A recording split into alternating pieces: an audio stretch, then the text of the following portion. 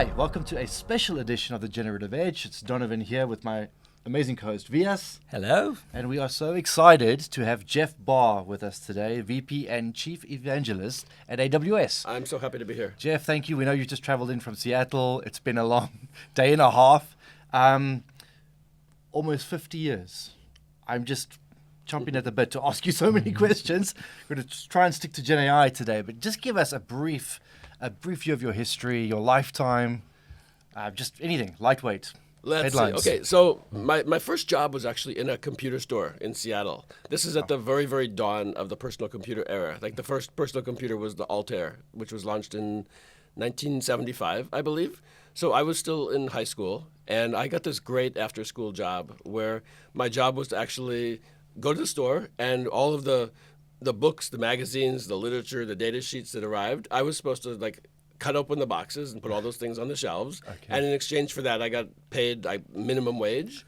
But I also was able to use all the brand new computers in the store. Wow. Now, as I was opening up all these boxes, everything was absolutely fascinating to me. And being a technologist since I was really, really young, I would spend a lot of my time reading all this material. I would sometimes borrow it overnight and return it in the next morning.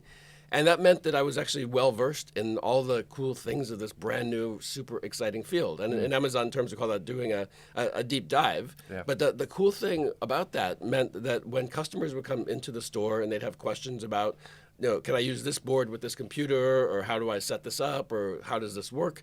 I was the one who'd actually put all the energy into learning about it. Wow. And that meant that the other employees that were certainly interested in the field, but maybe not as deeply interested as I was, they'd say, "Hey, that long-haired kid over there in the corner, he can help you out. He can tell you what it's all about." And so that basic model of diving deep to understand something and then actually really enjoying explaining it is now what I still get to do as chief evangelist. Wow. and so thank you for that. I'd love to drill more into the long hair and what that looked like. But I mean, almost 50 years, right, in this field. This is absolutely incredible. What does it look like day to day as a chief evangelist?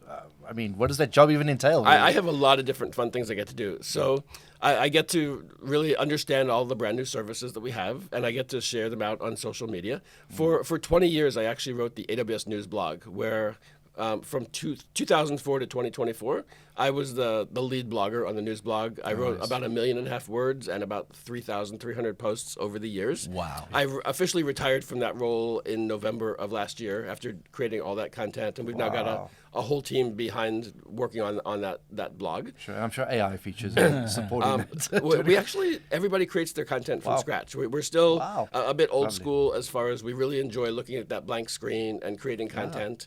Certainly using some AI to fine-tune and review, but as far as I know all of my own content came from my own brain and my own hands. Wow, that's impressive. I heard you earlier. We just happened to be at a client together. It was really impressive just to sit there in the back and just listen to you. And there was a particular analogy that you used that I personally loved. It said that you go around as a chief evangelist and you spread seeds, hoping that in 20 years from now you have a forest that's grown out of that. What are some of those seeds that you're sprinkling these days? So basically, you want to always make sure people are really understanding where we're at with technology, with cloud, and where it's going. And the presentation I've been developing this year, I call it Next Generation Software Development. And the amazing thing is that I started delivering this I think I delivered it in January or February in Tokyo. Since then, I've delivered it in Bangkok and in Bangalore and in Peru, and now I'll do it here in Prague. Okay. And I've had to actually do non-trivial number of updates to the presentation just in the course of a couple of months to make sure that it's accurate and relevant and it's still really up to date. So I want to make, with my presentation, what I've been focusing on is we have a long history as developers of being tool builders. We built the earliest assemblers and editors and compilers and debuggers and IDEs and case tools. Each of those was a step forward to help us to kind of raised the level of what we're doing as developers and as builders. But each of them had the same idea, where you basically express your intent to the lower level tools, and the tools take that intent and translate it into actually what you want to do. So with the assembler, we said, here's the assembly instructions, and let that get turned into machine code. With the compiler, we said, here's our high level language, turn that into machine code. And now with the AI tools, we're saying, here's our specification or our prompt, and here's how we actually go from that into generating some code. So on the one hand, I think a lot of this AI you can trace a nice evolutionary path from the beginning up to now, and it kind of feels continuous. On the other hand, it does feel something like a little bit of a discontinuity. So that's the paradox I'm trying to express in what I'm sharing these days. Well, that's fantastic. Yeah, that's cool. I think with the 5 decades of journey you've had, what you just told me, what fascinates us, I'm sure you've gone through this journey with many other technologies before, right? Perhaps it would be helpful if you can share some of those, if you correlate any of those evolutions to what we are seeing now, or is it totally different right now? Let's see. So I think with every new technology, there's always a lot of skeptics. And a lot of the skeptics are not the outsiders. They're the entrenched insiders that look at something and they're so convinced that the technology they're currently using, the one that has been developed and iterated on and that is nicely fine-tuned and polished for their exact use case, they're so happy with that one, they can't see past that to say, well, here's the next one. And by the very nature of something that is new, it hasn't been iterated on yet. It's still got rough edges. It's incomplete. It's got a long way to go out to the future. But I can look at personal computers. I can look at any different number of development tools. I remember the really early days of the web, and the simple browsers that would crash if your HTML was misformed. And each of those steps, some of us would look and say, wow, that's really cool. This enables me to do something even more awesome than what I used to do before. But then there's the skeptics who say, you know what? Everything's good enough. Why like upset the apple cart and do something new? And so I've always been more on the let's explore toward the future than get stuck in the past. Fantastic. And in that context, right, so how do you see the new, fresh generative AI? How is that disrupting? I mean, with the same analogy, if you want to extend that, where do you see the difference? So to me, the main difference is that every other tool that we've ever used, you can read the manual, and you can read every line of the manual, and you can, in many cases, go to the source code, and you can go through, feature by feature, line by line, and you can say, this is the complete repertoire of everything that these tools let me do. And you can, with enough offline study, you can become an expert. And back in the days when I didn't have access to a computer all the time, I would always have a manual in my backpack. I'd always be reading a manual of some sort so that the next time I was actually at a keyboard, I could use whatever I'd learned offline. The interesting thing with these language models, there is no reference that says this is the complete list of things it can do, and it has to totally be online experiential experimentation to say, try this, try this, try this, and you never get a response that says, I'm afraid I can't do that.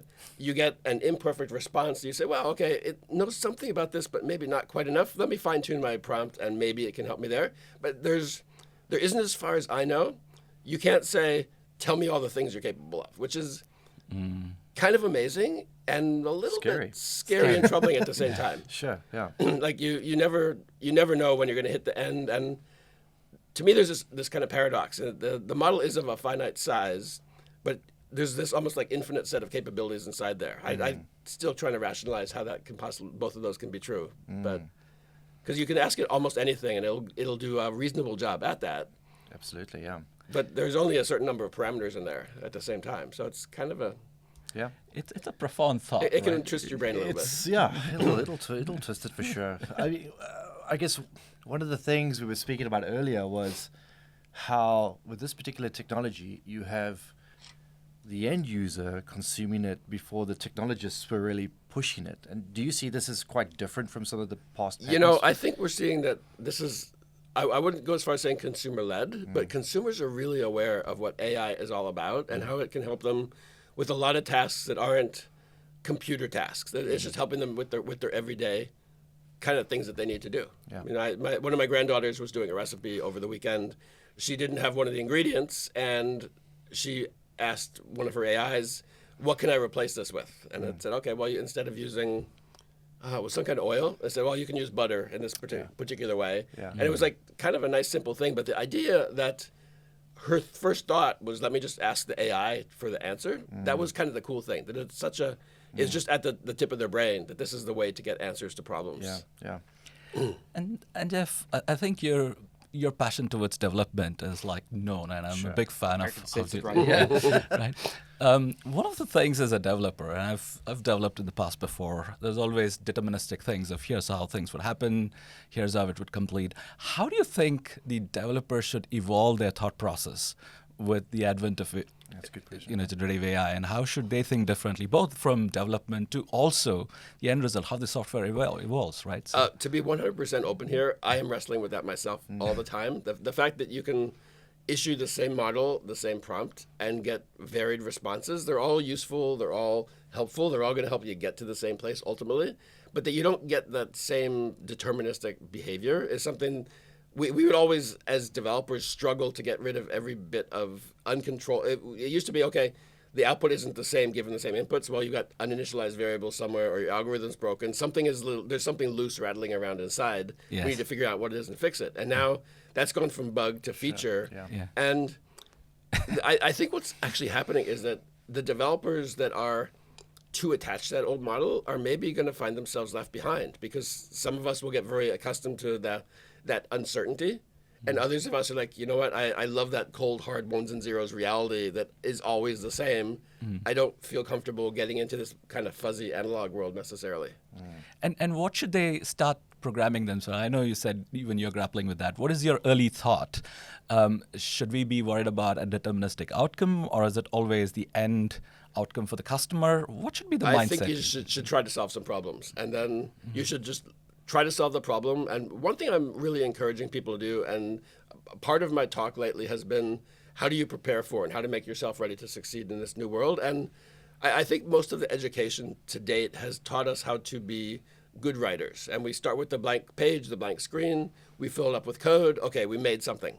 With the new AI tools, we actually have to think as much about the tool made the basic code. It's now on us to be able to read, understand, and actually decide, does that code meet my needs? So we have to think of reading code and understanding code as perhaps an underdeveloped skill that we all need to focus on improving. That's fascinating. And I think that's changing the whole paradigm of how and what we should be thinking as a developer as well, right? So that's a fascinating thing to learn, Jeff. So in that context, how would you advise a budding developer to think differently on thinking about, developing for the next generation applications? So I think we each, if we're experienced developers, we know that our computers are powerful, but we probably have this list of like, well, it can't do this and it can't do that, and we don't even bother to try sometimes because we know from old experience that, it doesn't know how to do that. But we have to somehow forget those limits we've placed on ourselves and just say we're going to go in fresh, and we'll be naive and we'll just try stuff and see what happens. And for the most part, you get really pleasantly surprised that, it does somehow understand how to do that in actually really surprising and really impressive ways all too often. Fabulous. So it's almost like you go in with less experience, almost with less battle scars of the things that you didn't actually make work. Yeah. And you go in like as this optimistic, naive person, and you can be like delighted by all the cool stuff that can actually happen. Fascinating. If it's such a challenge for a developer, you work with executives. I think this issue is compounded there, right? So now they need to deal with a lot of additional things, especially if they're building softwares which involves this. What's your advice? What's the typical conversation you would have with executives? Because a lot of our listeners are executives trying to figure out how best to bring in technology into their outcomes, right? So would love to hear your perspective. So what I'm seeing is that a lot of the demand is coming from the customer and the consumer side, and from the non-technical users that are using AI in some way. And partly they're using it because it just sounds really cool, right? Artificial intelligence just inherently sounds like something that was science fiction for most of our lives and was always the future. Now we've got it on our phones and on our desktops, and we can like make awesome stuff happen.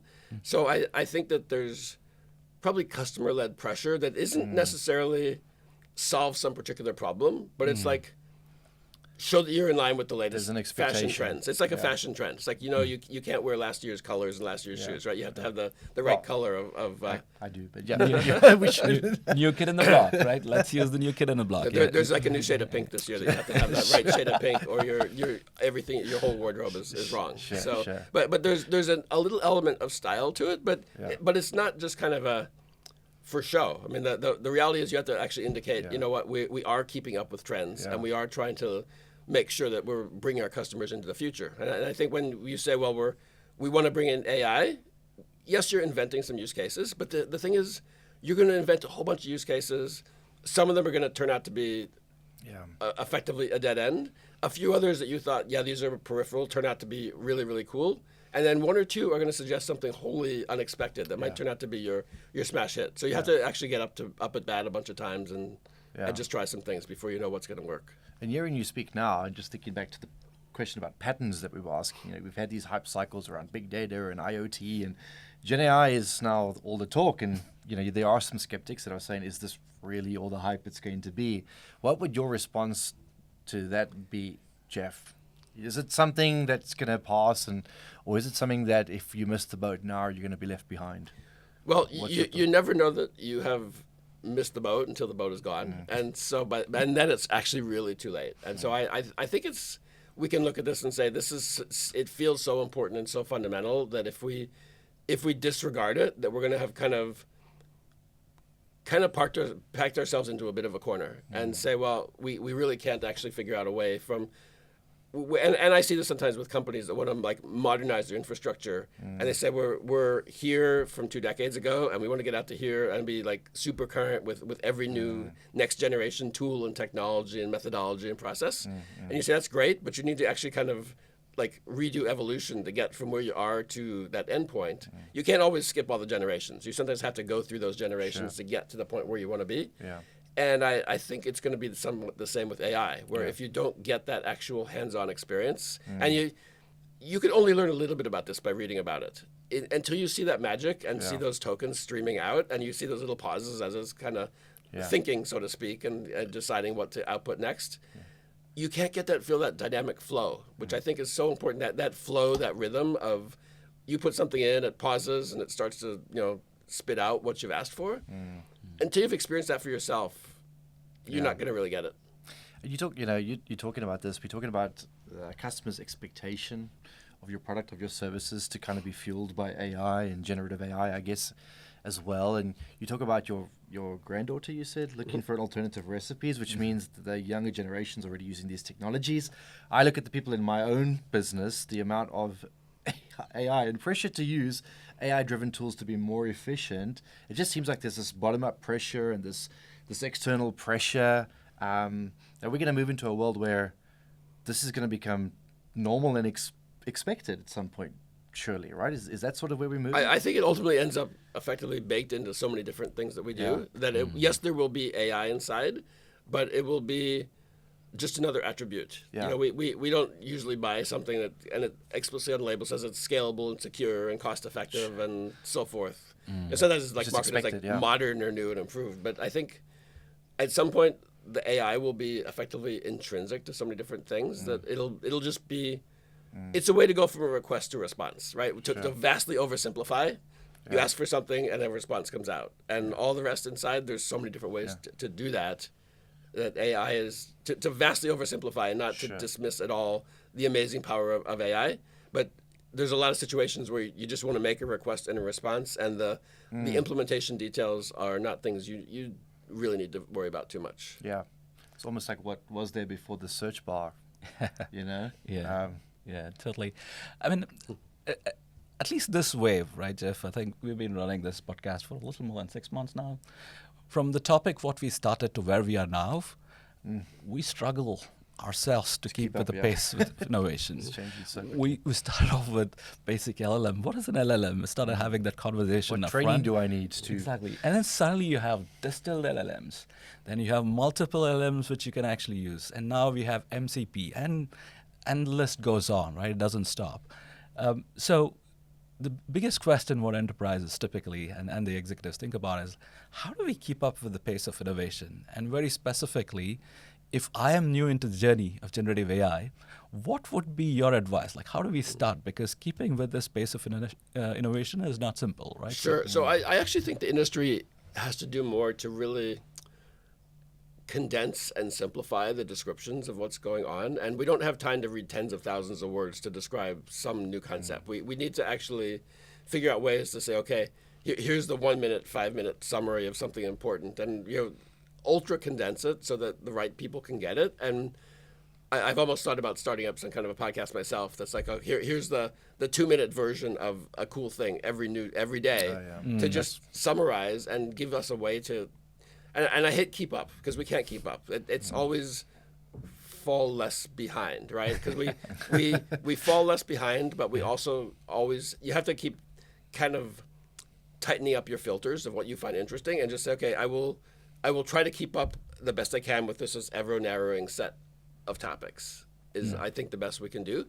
I also encourage people to always experiment. You always have to find some time on every week to do some experimentation, to use something new, not just to read about it or think about it, but actually go hands-on. I think the hands-on with every technology is important, but I think with Gen AI, there's no other way to experience it. Well, that's a good point you made, and actually probably something I'll take to heart to try and carve out more time for this sort of thing. But how do you move? Like, I think a lot of us are doing this prompt tinkering, and I've seen recently a lot of loss making on pleases and thank yous towards these engines. But how do you move from that prompt and just asking simple questions into actually doing something that's really adding value to your day to day? I would say solve a problem that's your particular problem.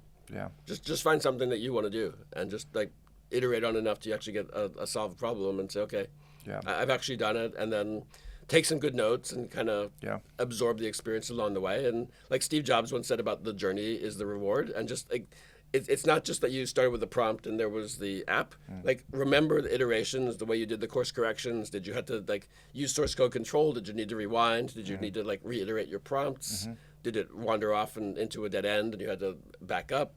Do you have an example of something that you've done, a problem you've solved for yourself? Well, something really simple. So in early pandemic, I started taking a selfie every day, and I've got 1,400 and something selfies. I take one a day. I've only missed a few days since I started. Wow. And one day I thought, would it be really fun to just download all those apps from Google Photos, all the pictures from Google Photos. Yeah.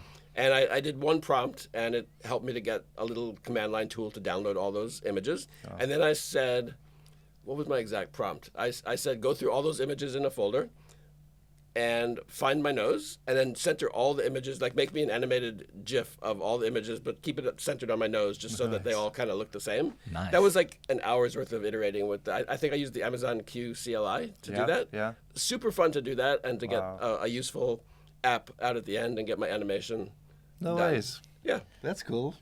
Like, sometimes you collect the data and you say, what should I actually do with this? And so I had no goal as I did all those selfies other than to have them. And then I said, okay, I can make an animation of myself. So That's really cool. It's so fundamental yet so powerful, right? So sometimes we miss that simple thing. Like, we think about over-engineering, we should do X, we should do Y. I think it's just taking one simple use case, working backwards from that, and then use your learning and do more from it. I think that's a fundamental thing. It is. And I'm also kind of exploring the thought that we used to like build apps. We'd spend a long time identifying requirements and writing documents and designing our implementation strategy and building the app, and then very, very carefully curating and preserving and enhancing that app over years and years and years.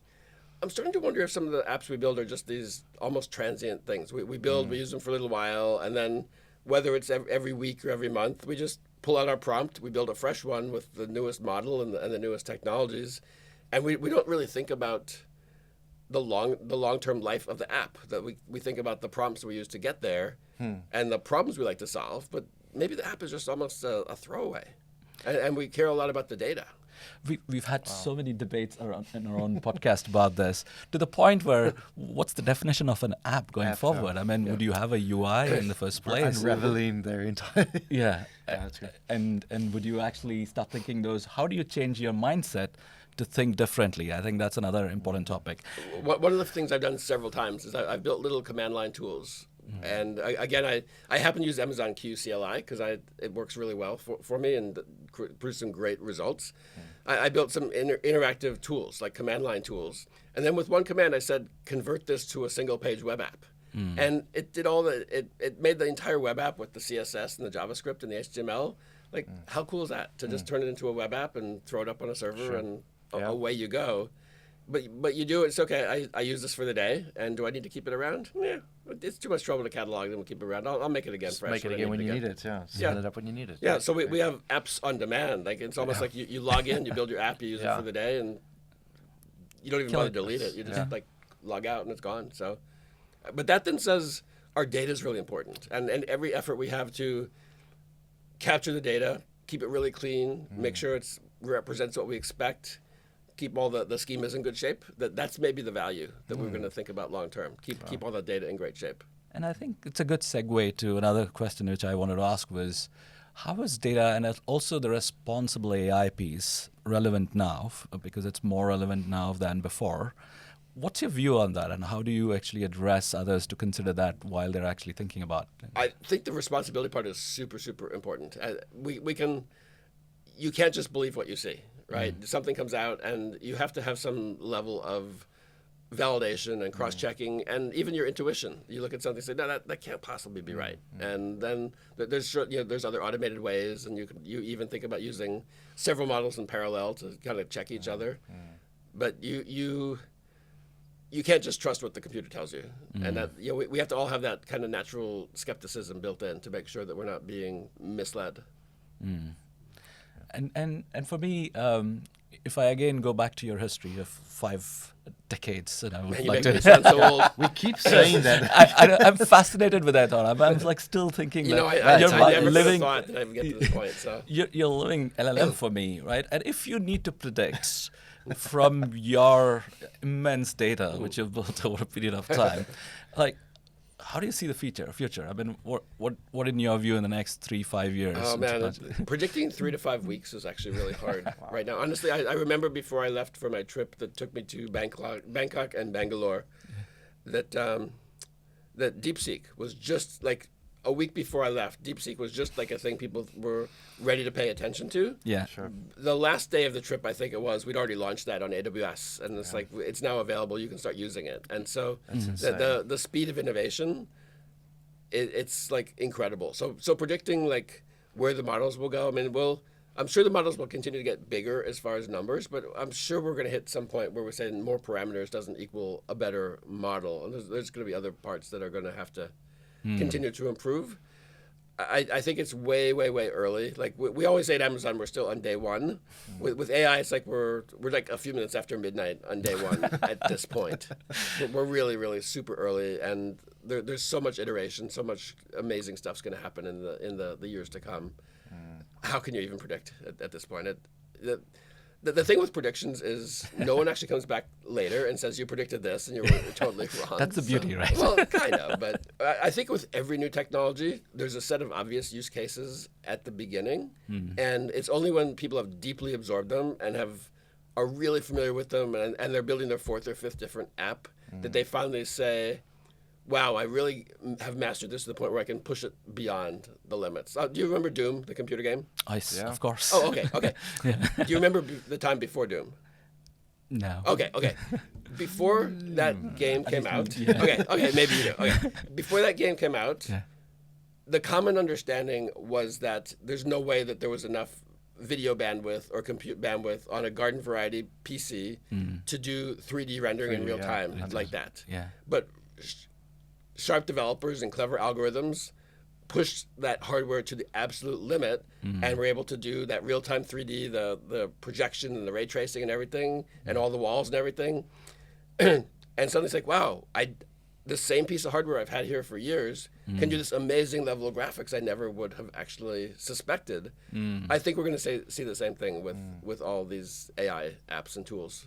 So reading behind those lines, I mean, do you see a lot of those models now getting closer and closer to the end users, because now you're looking at GPU intents and what have you. Do you see those things changing in the near future? What's your view on that? As far as where the models are actually hosted? Yeah. I think we're going to see just a lot of different ways to place them. From running the model on your phone to at some point everything ends up in an embedded device, right? Yeah, Your keyboard or your little like IoT devices on your home network will have some level of AI in there. For what, I can't tell you, but there will be some level in there. I mean, the basic level hardware keeps getting more powerful. So I think we're just going to see it in just an unbelievable variety of different places. For some reason, I had that idea like a vending machine that just like decides what food you want, and it just like conjures it up for you. And I don't know why. I just suddenly had that idea just as a That'd be example fascinating. of Probably on the streets of Japan. Yeah, as we, okay. as we speak. Look There we at go. me. You and get decide anything in a food for vending me. machine in Japan. Yeah, look at me now. Decide food for me, right? So, like, boom. exactly gives you the exact thing that is like that you want and that's good for you and fits all your other constraints. And Oh, fantastic. Well, maybe a little bit less futuristic. What is a use case that surprised you of late, Jeff? okay, so I've been giving this presentation about next generation development for a couple of months now, and I find that as a speaker, you want to make sure that you want to tailor the presentation for your audience. You don't want to be like carrying around the same presentation and just like delivering the same slides and the same words to each audience. So what I've been doing is for every audience that I go to, I regenerate all the images and I add a local flavor to them. So when I was in Tokyo, I put in a modern Japanese setting at the end of every one of the prompts for my images in my presentation. And then I was in India and I changed them accordingly. And here I added something like says as if it was in Prague, something like that. And then everything had a spire in it, which was kind of cool. So City of 100 spies. so, but actually customizing and showing the audience, I've made something just for you. Yeah. I think that's a really interesting. Now, I should automate that. That's a next step. I just haven't gotten around to doing that yet. Oh, that's pretty cool. Yeah. That's really cool, actually. We've had one case internally. I was telling you guys earlier, I was so surprised by the team. We were coming up with new use cases for a client who happens to be in AWS Cloud, and we did a great job at describing their entire database schema, tables, columns, everything, and we put all of that into an LLM and asked the LLM to produce use cases fit for purpose on the data sets, and it actually returned relevant use cases. We obviously went through a process of validation on those, and we were able to turn out valuable use cases to the client, and we did this in less than a day. Really impressive. So that's like the equivalent of looking in your kitchen and saying, what can I cook? Cook the ingredients I have, 100%. And people are thinking like this. This is not, okay, how can we use this thing? This is like right off the top of people's minds. Like, we need to go to the LLM first. Which is great because you're now saying, how can I get new value out of what I already have? Instead of building something new, collecting more data, what more can I get out of what I've already done? Yeah. No, it's absolutely incredible. And do you see that as the new potential way of innovation going forward for a lot of enterprises? Because that's a fascinating thing, right? So looking at the kitchen, what I have, how do I get some quick outcome and get something out? I mean, is that something which I think that recombination is actually a really, really cool idea. You've got all these different pieces, and you say, what can I make from all these different pieces, right? And it's like when you go through your refrigerator, find all the leftovers, and say, okay, what can I put these together into that gives me something tasty and satisfying? So I never thought about IT in that way, but this is like phenomenal, right? Yeah, I'm surprised by the next gen of thinkers, honestly, in this business. It's fantastic. yeah, it's definitely a more kind of fuzzy analog world than before, and there's some of us that got into computers because we like that comfort of the cold, predictable ones and zeros world, and we're still kind of getting used to the fuzziness. Yeah, it's true. You're right. Jeff, it has been amazing to have you on this podcast. I want to sit at your feet and ask you questions. You said 50 years of can you predict? I'm like, that's called wisdom in human terms. I was like the kid in the candy store. I mean, it's fascinating. The funny thing, though, is for probably 45 of those years, AI was just around the corner. I have books I bought when I was probably 18 years old about how AI worked, and it was Lisp and all these really complicated decision-making systems, and how AI was going to happen really, really, really soon. Just count on us for sure. Yeah. But that was the case for 45 years. It's like flying cars. It was like always going to happen really soon, and it kind of took us by surprise in the sense that yes, there were a lot of things that were happening to build to this moment, but we didn't know what we were building toward, right? All of a sudden we got this LLM and it's like, wow, look at all these amazing things that it can do. But we didn't say, well, we're going to create this thing you put in text and you get out these results. I think a lot of the early AI research was kind of different. It was more kind of I don't want to say fact-based, but it wasn't all about math necessarily. Yeah. It was more about logic and reasoning than gigantic matrices. Do you have a manual in your backpack right now? Do I have a manual? No, I do have a paper about language design. Of course you do. Incredible. Jeff, you're inspiring. Thank you, sir. Really appreciate your efforts. We love the work that you do. We follow all of your channels. Thank you for being so authentic and for so real, and for joining us in Prague for upcoming Community It's Day. been fun. Yeah, thank you, Jeff. And as a living note for the audience, if they're not started their journey or thinking about it on AI, what would your advice be? So I think it doesn't actually matter what you do as long as you do something at this point. Just find any of the popular models and the UIs and open it up and start doing something, and just start to explore and get a sense of what's there. And you can do it with a goal or without a goal, but just demystify it for yourself.